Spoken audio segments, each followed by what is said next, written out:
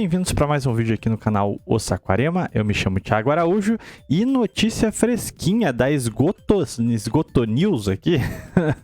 Pois bem, eu recebi a informação e o áudio também que o nosso queridíssimo Paulo Cogos deixou o anarcocapitalismo e ainda se disse completamente assim, desassociado até do termo capitalismo em si. Ele entendeu que o capitalismo é uma heresia, uma ideologia podre, secular, anticatólica. Então, bom, está no bom caminho, né? Eu tenho contato com um pessoal que é próximo do Cogos, assim, em evento, manifestações, essas coisas lá em São Paulo, que são alguns grupos de católicos, particularmente da capital paulista. Eu tô tentando escolher as palavras aqui para não doxar ninguém. Mas eu sei mais ou menos qual é a da galera ali que ele tá se cercando. E eu já percebi a guinada do que ele tava defendendo nos últimos tempos. Cada vez mais ele percebia a incompatibilidade do termo da ideologia que ele usava com as ideias que ele tinha. E assim, pelo que eu entendi no áudio, inclusive, que ele soltou lá falando que não era mais anarcocapitalismo, Esgoto News, foi bastante por conta dessas influências, dessas pessoas que estavam o cercando. Então, assim, é uma boa coisa porque ele pelo menos, né, vai, vamos dizer assim, dar um pingo nos is ali de uma forma mais coerente do que ele realmente defende. Porque, querendo ou não, engraçado que isso não era o caso do Cogos, mas por tabela, muito libertário faz um misto de catolicismo, de narrativas tipicamente liberais, de pensamento bastante duvidosos e também o próprio princípio revolucionário, né, de um princípio elevado à potência máxima, ao extremo. Então, tanto a liberdade como a igualdade em seu máximo são basicamente nunca desembocaram em coisas boas. Eu tô tentando selecionar as palavras mais corretas aqui para não cometer injustiça com determinados grupos ou pessoas. Mas enfim, a liberdade ao extremo ou a igualdade ao extremo são igualmente idolatrias. São correntes ideológicas anticatólicas. O meu ponto aqui que quando eu ouvi o áudio ali, já me veio na mente na hora, principalmente as justificativas que o Cogos apresentou, foi de que há um bom tempo atrás, 1 ano e meio já, quase, creio eu tinha feito um vídeo justamente sobre os anarcocapitalistas e tempos sombrios de ensino médio, quando essa ideologia ainda estava nos seus dias áureos. Eu também era ANCAP, e ali eu apontei justamente uma das principais questões que eu acho que tem muito a ver com o Cogos e é propriamente a forma como ele quer se autodenominar, né?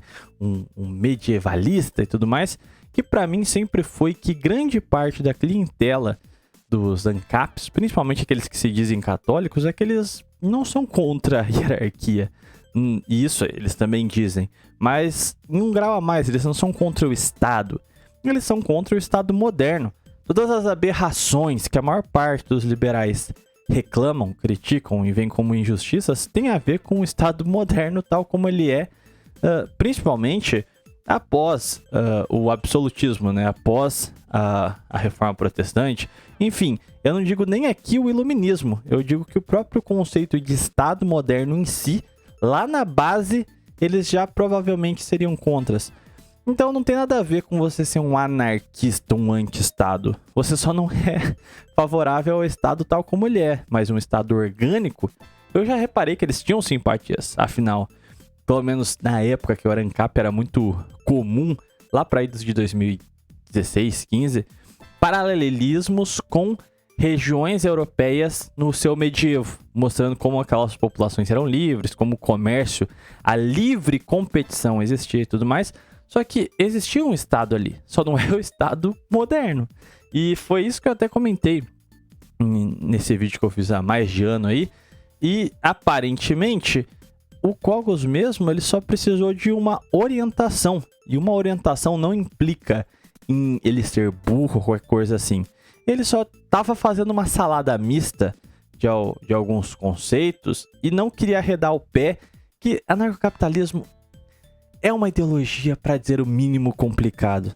E aparentemente ele encontrou um grupo de pessoas, um grupo católico da capital, que cuidadosamente aparou essas arestas, deu algumas explicações para ele, apresentou literaturas, ele conseguiu traçar o caminho das pedras sozinho, aparentemente. Então ele entendeu propriamente eu acho que ele refinou o seu aparato ideológico nesse sentido. Aqui, o que me consta nesse vídeo aqui, eu gostaria de deixar algumas recomendações para você, meu amiguinho que me assiste, pode estar na mesma situação ou se interessa em entender como ele acabou chegando a essa conclusão de que ele não era mais ANCAP, ele era verdadeiramente medievalista. Mas isso aí, ao meu ver, pelo menos agora estou falando de uma experiência totalmente pessoal, isso aí é só o começo da brincadeira. Deixar de ser ANCAP e começar a olhar para a Idade Média é um processo por si só. Estudar autores tradicionalistas que aprofundem o seu conhecimento nesse âmbito, mas mais importante que isso é a gente observar os autores neotomistas, os ditos ultramontanos. E assim, vai ter uma porrada de autores internacionais, diversos franceses, diversos espanhóis, são os principais expoentes dessa corrente. Então assim, não é difícil você ir atrás dos autores carlistas, os próprios... Aqui já é mais polêmico, mas parcialmente é aproveitável grande parte da literatura, por exemplo, de Malthus. Muita gente contesta, né, porque é uma pessoa muito controversa, mas enfim, vale a pena pelo interesse intelectual, mesmo que você o condene. Mas existe também toda uma literatura portuguesa, o integralismo português, né? Então, assim, tem todo um caminho aí de redescobrir o pensamento político do catolicismo, né? Que não tem nada a ver com o livre mercado e tem muito mais a ver com o medievalismo. E nesse processo, você acaba encontrando essa gradual separação de uma sociedade antiquada para os tempos modernos, né? O medievo não vai voltar, as condicionantes que o pariram não existem mais. Então, o que fazer exatamente na contemporaneidade?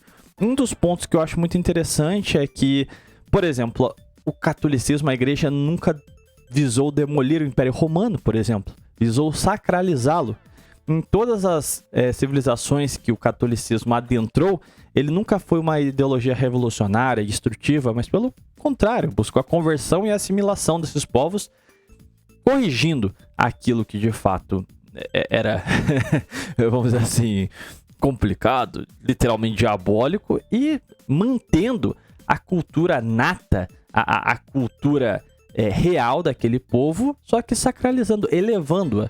Então, isso você pode pegar em qualquer ponto da história da igreja, desde tribos germânicas até a conquista aqui das Américas. Então, assim, também tem um ponto muito interessante, que é as missões na Ásia. Como você vê a igreja se adaptando aos povos asiáticos, que também eram bastante diferentes do padrão, né? Que até então era, vamos dizer assim, os que eles estavam mais acostumados, que seria um padrão mais do Oriente Médio e europeu. Mas, de toda forma, deixando essa questão, não é esse o meu ponto. O que eu estou dizendo é que, olhando para a contemporaneidade, o objetivo no desenvolvimento ideológico não é negar a realidade para tentar voltar para um passado abstrato. Isso seria só irrelevante em um sonho, em uma noite de verão, e assim, acaba por aí. O que a gente tem no século XIX e até metade do século XX é uma verdadeira geração, não só em cenário internacional, como também em cenário nacional, de militantes católicos que estavam combatendo o mal do século, né? Já é um pensamento, já é uma narrativa, um discurso que já vinha do século XIX, que seria o indiferentismo religioso, o racionalismo, o niilismo. Então, isso é muito presente nos escritos desses autores. E aí, o que eu gostaria de deixar com vocês é justamente para você que está iniciando esse processo de entender como o catolicismo se desenvolveu nesse período ultramontano de resposta à modernidade, é interessante porque ele vai mesclar e vai acabar se, vamos assim, tendo um pensamento de sacralizar, como eu estava dizendo, algumas ideologias que a princípio eram tortas e começaram a corrigi-las. Um delas foi o nacionalismo. Se você vê, todos os movimentos neotomistas desembocaram no nacionalismo, mas um nacionalismo não como o positivismo que existia no Brasil, não como o jacobinismo que existia na França, mas uma nova forma de nacionalismo, observando que o Estado ele é o fruto, é o resultado da convivência de um povo, de um ethos, de um todo. E por sua vez, o Estado não pode ser desligado dessa cultura e tradição desse povo, como era o caso brasileiro, o positivismo, como era o caso francês, o republicanismo. Então, o verdadeiro nacionalismo autêntico, altivo, seria aquele que se ordena ao celeste, se ordena a Deus, se ordena à cruz. Então, principalmente no caso das nações católicas, né, que tem até um referencial histórico que baliza ainda mais essa argumentação. E junto disso também tem a questão de uma requentada do ideal de uma sociedade orgânica, ou seja, não uma sociedade pulverizada, atomizada, do individualismo, como prega o liberalismo, mas uma sociedade orgânica corresponde aos núcleos de formação da sociedade. É um princípio de subsidiariedade que não parte do indivíduo, mas parte da família, porque a família é, por conseguinte, a base não só da sociedade, mas como do próprio Estado também. O objetivo número 1 do Estado é garantir a prole e as famílias, porque se não tiver isso, não tem perpetuidade desse Estado. Então você começa a perceber, e tem um bispo brasileiro que até eu tô fazendo um estudo para trazer uma revisão histórica aqui para vocês, que ele diz isso, que não existe uma oposição entre os interesses do Estado Nacional e da Igreja. Ambos atuam em ambientes diferentes, temporal e espiritual, mas convergem em um objetivo altivo para a sociedade em si. Não são antagônicos, são auxiliares. Então,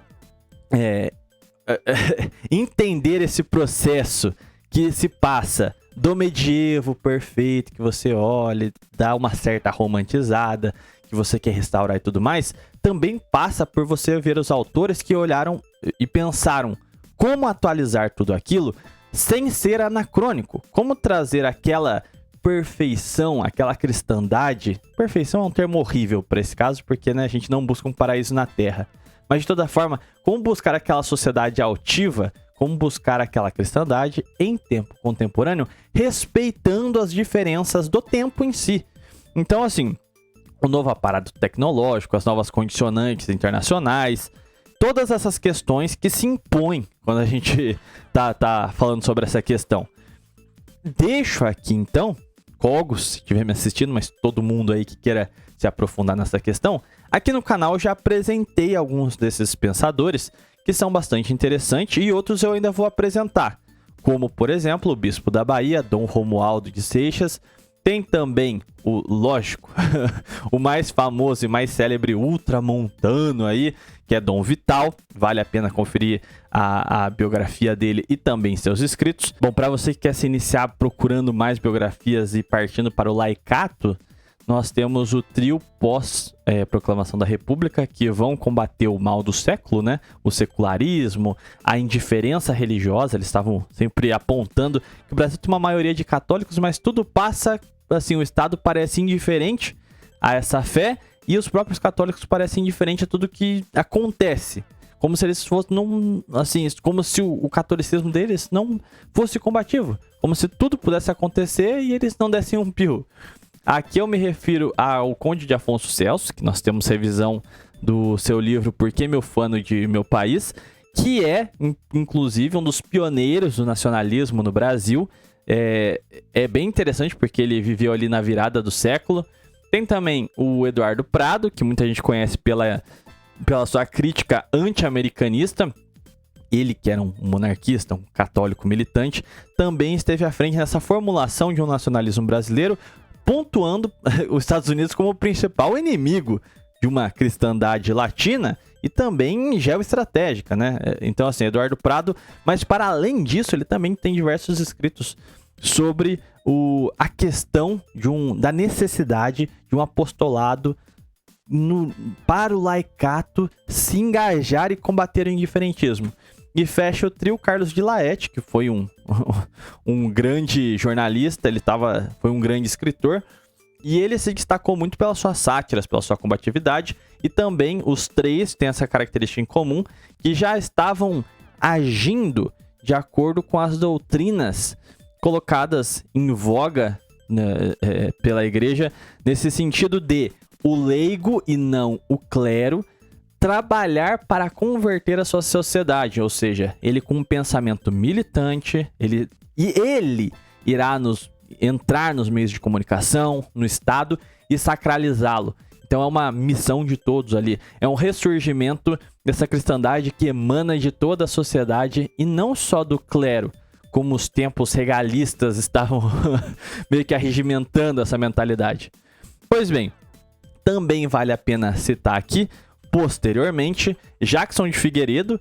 Ele foi de fato quem conseguiu emplacar essa mentalidade e criar apostolados, fazer acontecer e não só pregar em larga escala.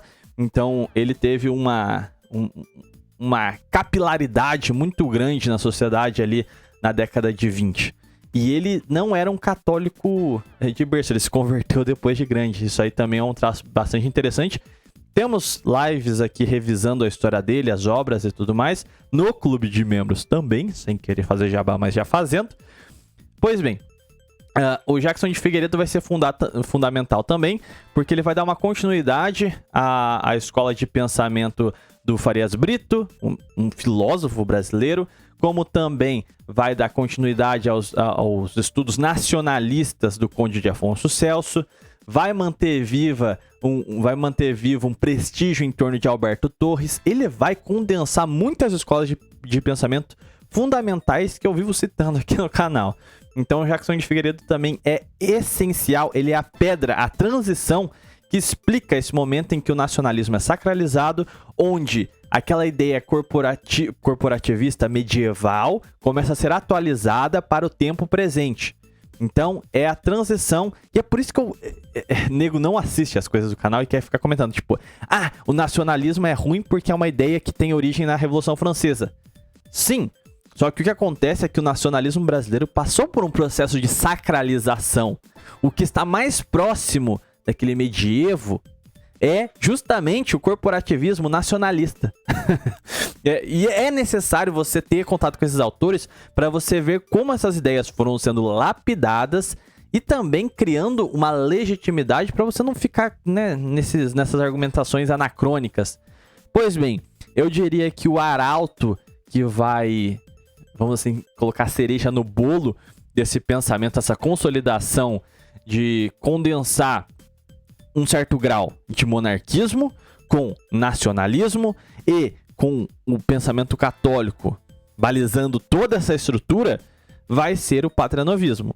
E aqui eu não tenho como citar um autor. Lógico que o mais expressivo foi Arlindo Veiga dos Santos, por ele ser o líder, o fundador da Pátria Nova. Então, o pensamento e as obras dele também vão trabalhar muito em explicar como condensar nacionalismo, monarquismo, que até então era um negócio meio distinto, né, pelas origens positivistas da República, e o catolicismo, que também é outra coisa distinta do Império e do nacionalismo de até então. Porque o Império teve atitudes muito das suspeitas, né, como foi a questão religiosa, mas além disso também, o catolicismo, apesar já dos anos de militância do Afonso Celso e do Jackson de Figueiredo tentando conciliar o catolicismo com o nacionalismo, ainda se tinha uma certa estranheza. Então, o patrianovismo vai terminar essa obra lapidar de aparar as arestas e condensar esses três fatores que, se num passado eram distintos, dentro de uma doutrina de militantes católicos conseguiram condensar esses três pilares que tornam o patrianovismo a doutrina mais adaptada e correta para o Brasil. Porque além disso tem outras questões auxiliares, como a questão da raça brasileira, como a questão da composição social, e vem também Paim Vieira, outro nome essencial do patranovismo para os que estão chegando no catolicismo real político, que é a questão do corporativismo. O livro dele, né, Organização Profissional e Representação de Classe, salvo engano, é que eles são meio que 2 livros que eles criaram um compêndio. Enfim, ali, e é fácil de encontrar o PDF dele para ler. Ali ele dá uma explicação assim, tintim por tintim, como eram as corporações no medievo, como adaptar isso para os tempos modernos. Então ali ele te dá, tipo assim, literalmente o tutorial do YouTube que você vê aí, o menininho de 9 anos te ensinando como jogar em LAN com seus amigos no Minecraft. Então, o Paim Vieira criou esse mesmo tutorial para você lá na década de 20 e 30. Então, para não ficar jogando diversos nomes aqui, eu acho que esses são fundamentais. Paim Vieira e o Arlindo na era já patranovista. Mas na transição tem o Jackson de Figueiredo, e pré-Jackson de Figueiredo ainda tem esse triunvirato, né? Que é Carlos de Laet, Eduardo Prado e Conde de Afonso Celso. Isso sem contar alguns padres e bispos que eram tidos como ultramontanos no Império, e também figuras auxiliares que, assim, eu acho que é muita coisa numa tacada só. Mas na década de 10, 20 e 30, o Brasil foi, assim, um berço de intelectuais católicos explodindo e que alcançaram o poder público no Estado Novo. Então você pega as reformas educacionais e da geopolítica com o Everardo Beckhauser, você vai ter nomes católicos pipocando em todo o cenário nacional. Sem contar também padres altivos e militantes, como a própria consagração do Brasil a Nossa Senhora, fazendo Vargas, um ateu, obrigar ele a legitimar aquele ato de consagração.